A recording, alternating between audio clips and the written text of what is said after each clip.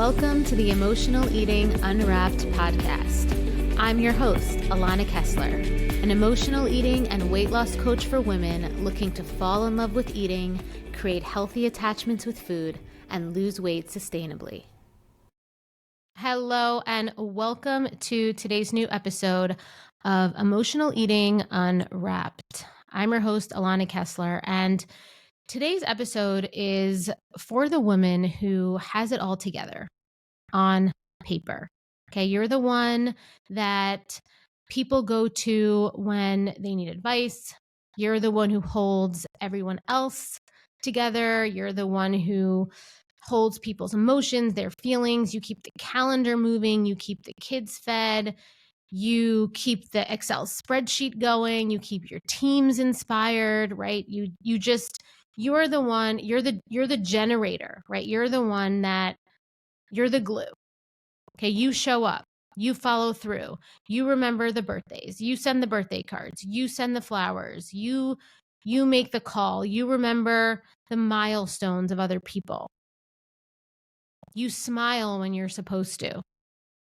Even when something inside of you feels like it's unraveling, you still push on through, right? You are the one that pushes through anyway. And so if you've ever, if you are a woman with a high functioning job and you have like a boardroom style career, and you are the person who literally has all their crap together in the boardroom, but then you come home and you're standing at the fridge in the dark at night, right? Like you just feel like you have no power over food, right? There's just a heaviness that comes over you. If you've ever been praised for like being so strong, being so capable, while leaving that scenario and secretly binging in your car before heading home for the night, right? If you've ever wondered how you can be so capable and feel so out of control with food, this conversation that we're going to have today is for you. Because this is the reality that so many high achieving, high functioning women are living these days, right? Outward success, inner struggle, a double life, and just a continuous chasm and gap that's building between the two. And the thread is starting to get really, really thin. Okay? These are so many women that I work with. This is their reality. This is their reality. And the thing is that ever since, women's liberation and all that, which is so amazing, right? It's so great. There's so many more opportunities for women. I for sure wouldn't be doing what I'm doing today if I grew up in the 20s, right? 1920s, right? I guess it's the 20s again, but the 1920s, right? And so we're conditioned to admire high functioning women, right? We're conditioned to put on a pedestal and revere women who seem like they have 28 hours in a day, who don't complain, who over deliver, who say yes, who mind read, right? Who could think 4 steps ahead, who perform emotional labor without needing credit, who's everyone's coach, right? Who's everyone's life coach, always has the best advice, right? Who lead, serve, support with a smile, even when they're cutting themselves off from themselves, even when they feel like they're drowning underneath, right? It's so funny because I remember in my own journey, in my own life, when I was struggling the most, I was giving the most advice, right? Like when I was struggling with my eating disorder, I also was like everyone's life coach, okay? To the point that I stopped, there was a point where I stopped counseling I've been counseling since 2005. I stopped counseling for 2 years because of how inauthentic giving people advice was when I was struggling myself. Now, my advice was always really good. And something that I always used to tell my friends was like, everyone else's life improved with my counsel, but my life was still so dark and so stuck because there was this incongruency, and I needed to take the time to heal my own stuff before I was able to authentically and integratedly give advice without it creating a wider depletion in my own identity and my own nervous system. Because so often the women who appear the most put together, and I always just say this too, like if anybody saw me on the outside, they would never have known. And no one really did. And I remember when I came out publicly, quote unquote, with my eating disorder, only really like my close friends obviously knew and people in my life knew, but people in this world knew. But like other people, from where I grew up and things like that, and from high school and people that I lost touch with, even some family members of mine, I wrote this, I was interviewed for a magazine, probably a little bit before COVID. So like 2018, 2019, where I talked about my struggle with my eating disorder. And I remember when that came out, I got flooded with messages from people that had no idea. They were like, oh my God, I thought you like had a perfect life, right? Like you were the soloist in all the shows and all the choirs. You got every lead in the play. You did well in school. You were attractive and, look, you're like appearance wise, like why would I, like you were thin, all these things. But oftentimes like that, the ones who seem the most put together are the ones who are in secret, are binging. And something that I had to heal about myself was realizing it's not because I'm weak, right? And you're not weak. If this is you right now, it's because we're tired.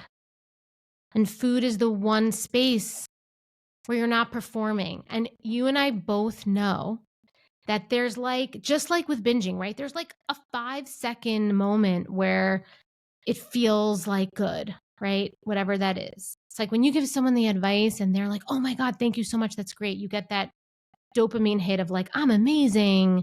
But then why later are you back, binging? Right. I mean, I lived like a decade like that. So I totally understand that. But that's the reality. And if you're listening to this, you might even not really identify as someone who struggles, quote unquote, with food, or you haven't quite like accepted that potentially yet, but you're intrigued by some of the things that we talk about here. And maybe you've just entered my world or whatever. And some of it feels like you resonate, but you might not even identify as someone who struggles with food because your success, your competence, your capability, your image feels so far from the label. So there's like this separation, right? And I feel like, but the truth. And honestly, it's like admitting it is like the first step to healing. So if you are listening to this and you are someone who hasn't yet quite accepted it, just know that there's a freedom that comes with this admission and this acceptance, right? Because you know the truth. You know what happens when the lights are off, when no one's watching, when the pressure lifts just long enough, right,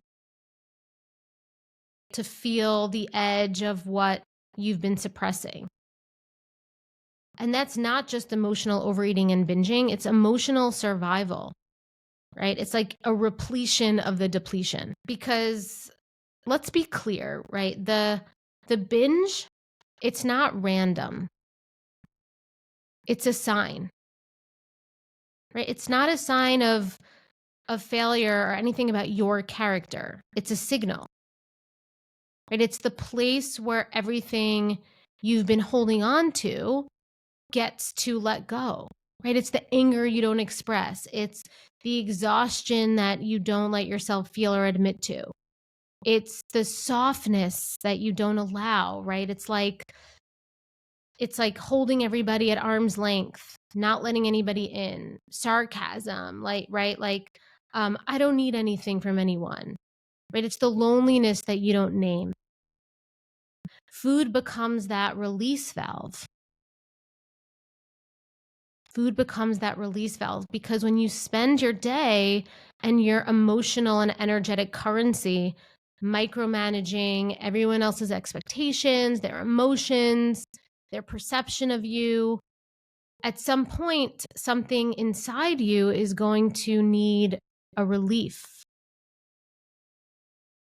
And food, especially in secret, offers that momentary escape. Right? That's why binging is different than just mindless eating. There's an energy to binging because we're looking for something more out of that experience than just food. Okay, binging, it becomes this quiet rebellion, right? Your dissociation, your pause, because you don't feel permission to have it.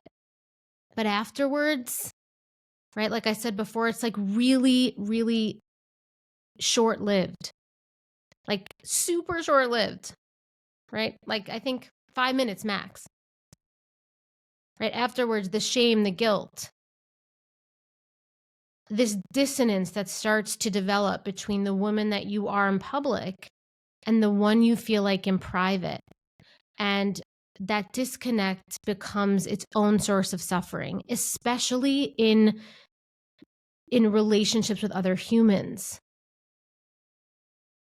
I had such a hard time developing intimate relationships with people when I was in this space of my eating issues and, my eating disorder and things like that and struggle.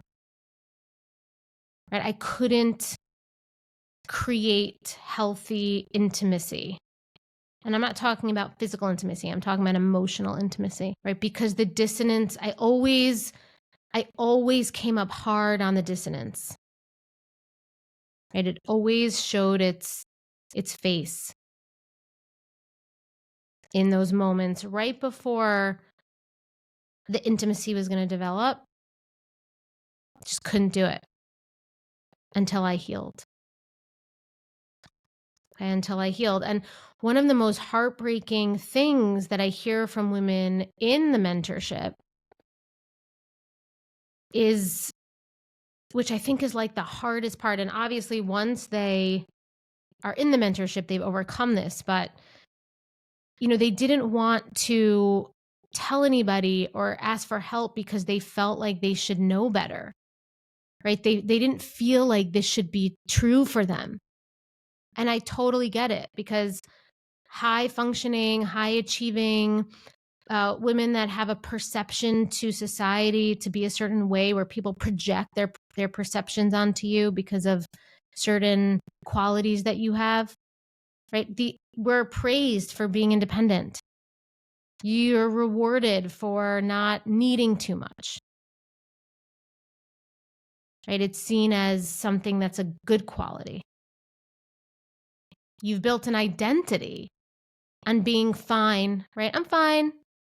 You built an identity on being capable, being strong, but there's like a hardness to you. There's a wall. I remember what it felt like to be stuck in the cycle of emotional eating. I tried every diet out there, counting, tracking, restricting, but nothing ever worked. Food controlled my life, my thoughts, and I constantly felt guilty after eating. But once I learned how to heal the emotional triggers behind my eating and trust my body, everything changed. I stopped obsessing over food, the weight started coming off naturally, and I found real freedom in how I ate and lived.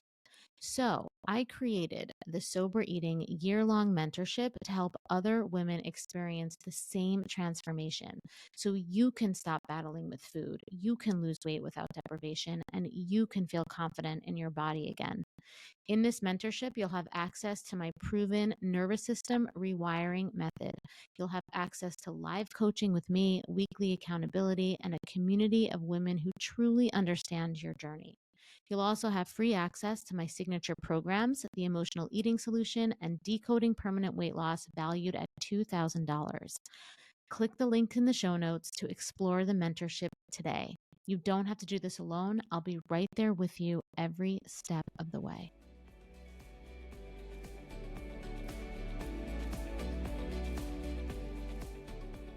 And so when food becomes something that you feel powerless to, or that you feel like you can't control, somewhere deep down, asking for help or investing in support, or, even just sharing what's going on with people, that could be hard. One, because like I said, intimacy and that sense of feeling worthy and connected to yourself enough to feel safe asking for that support can be challenging. But ultimately, because of this identity, just the act of asking for help can feel like a betrayal to your identity. Right? And even more, you might fear being seen as dramatic, needy, or too sensitive. It's possible. And I know I did this. You might even judge other women who as that. And so you don't want to be that. They are not that. But, that might be something that you are, they're not dramatic. They're not needy. They're not too sensitive. Right? But all of these objections and blockages is because you don't want to feel like a fraud to your own self-identity. So you keep it quiet. But what happens is the quiet becomes secrecy. And the secrecy, which feels maybe in the beginning like a reprieve, I know it did for me, eventually feels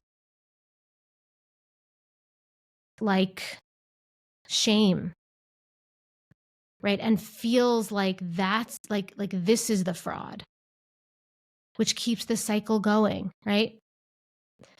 But here's what I want to hear. So if you're at the place now where you're just starting to recognize this, the idea that we sometimes have about people that ask for help, that they're like dramatic or needy or just like a disaster, it's not right. That's not the right, that isn't true. Right? I learned this. And now at the first, at like the beginning stages of something that feels off to me, or that feels like, I can use some support, not saying I need someone to do something for me, but like emotionally or help to help me feel better. I ask, right? Because like I deserve that. And I'm also there for other people too, right? I don't wait until I fall apart. Like you don't have to wait until you fall apart publicly or till you hit rock bottom. Right? You don't have to hide the most human parts of you just to maintain an image. To be honest, a lot of times when we get help, when we've hit rock bottom or we fall apart, we're not connected to our center. And actually, we could show up as extreme versions of ourselves on the other side. So this is the best place to start asking for help, when you start to see this, when you start to see this dissonance, this disconnect, this gap. And you start to see that it's something that isn't working for you, that isn't healthy. Because the antidote to binging is not more discipline. It's not more rules. Okay? It's not even so much about food. It's not even about hunger and fullness cues. That's why it's like it's important to understand that, to learn how to nourish your body and eat with integrity. But when it comes to binging, like I said, it's a different energy. There's a different motivation behind the binge. And a lot of times it's because we're living in a dishonest way to our soul. And our soul knows. So the antidote to secret binging isn't more rules or more discipline, it's more honesty. It's giving yourself permission to live out loud, to say, I'm struggling, even if everything else looks perfect, right? You could be capable and be struggling at the same time in different sections of your life. Okay, you could be badass in one area and then an hour later be struggling. Right? It's giving yourself permission to be known, to be seen, not just in your perception or your presentation to the world, your highlight reel, but in your humanity, in your complexity. Because I'll tell you right now, the minute that you learn how to have that relationship with yourself, and then you learn how to create that relationship with other people and that intimacy. So you create the intimacy with yourself and the intimacy with with people. Food loses its grip. Not all at once, but gradually. Because the pressure to be perfect, it starts to dissolve. And with it, the need to control food, to binge, to like have this contentious relationship with food and put so much emotional energy into eating and food in order to cope, it starts to go away. Because healing and getting support doesn't mean that you're losing strength, right? It means that you're just redefining strength. I think the strongest people can be real and be raw and ask for support, because strength truly is not keeping it all together. Right? That's like an old paradigm. It's letting yourself be real in a mature and responsible way. So like I said before, a lot of times when we wait to get help, when we've like fallen completely apart or we hit rock bottom, it's hard to be mature and responsible. And it's not your fault. It's just like it's like we've gone too far. That's just where we're at, right? And I feel like sometimes women only give themselves permission to ask for help when they're like a puddle on the floor. But you don't have to be a puddle. Because if you think about puddles, what happens to puddles, right? It goes everywhere. It's totally like it has no form. And you need form to heal. Okay, you need form to heal.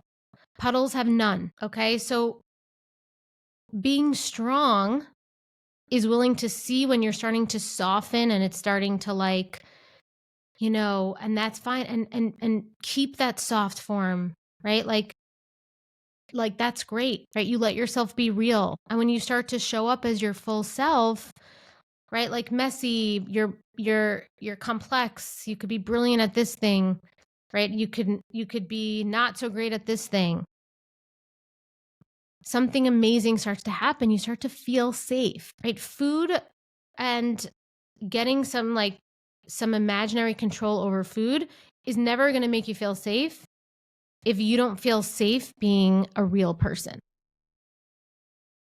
And you don't know, and you don't have you're not sure, and you don't have the skills to interact with yourself or others as a real person, right? There's skills to this, right? And this is some of the skills I teach in the mentorship, right? There's skills to in intradependent and interdependent relationship, okay? Because that's where safety comes from. It's the confidence that you're still all the capable, amazing, put together things, and also you can be someone who struggles. And when you start to recognize that, and then you start to build awareness around those things and heal those things, everything else becomes so much easier. Everything else becomes easy, including weight loss, if that's a goal for you. Okay, so if you have been living in this split reality, publicly composed, privately hurting, I want you to know, I hope you know this. You're not alone. I've shared my story. It's the story of just about every woman, like majority of women that I've worked with, that I continue to work with. You're not broken. You're not failing.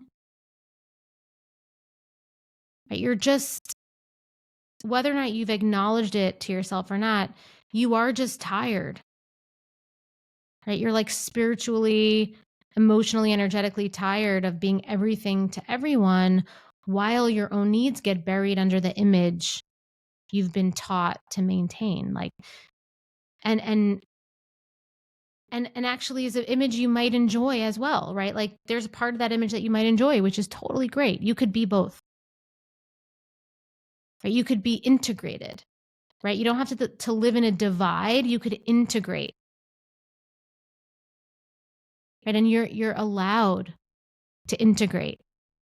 But to do that, you have to be seen by yourself. You have to be willing to be seen and known by yourself, right? Like not by yourself, but by you, by your own self. Right? You need to get the support, right? You're allowed to heal in plain sight. You're allowed to be an evolving human. Right? You don't have to heal in shadows, okay? Because the version of you that you imagine, that healed version that you see her, right? And if you don't see her, that's one of the first steps. We need to see her. She's not waiting on the other side of some perfection, of some, eating plan, right? Of some magic program or food plan or something, right? She's waiting on the other side of permission from you to be both. Okay? So that's all I have for you today. I really love this episode. Such an important one, really one that's close to my heart. So if you're listening to this and you have anything you want to share with us, please leave us a comment. You can leave us a comment on Spotify, on YouTube. We are on all podcast streaming platforms, Apple and Spotify. So maybe that's not all, but Apple and Spotify. And if you are watching on YouTube, all of our episodes are video. So if you're more of a video person, you can watch us on YouTube. Please like and subscribe there. And until next time, I'm Alana, and thank you so much for listening to Emotional Eating Unwrapped.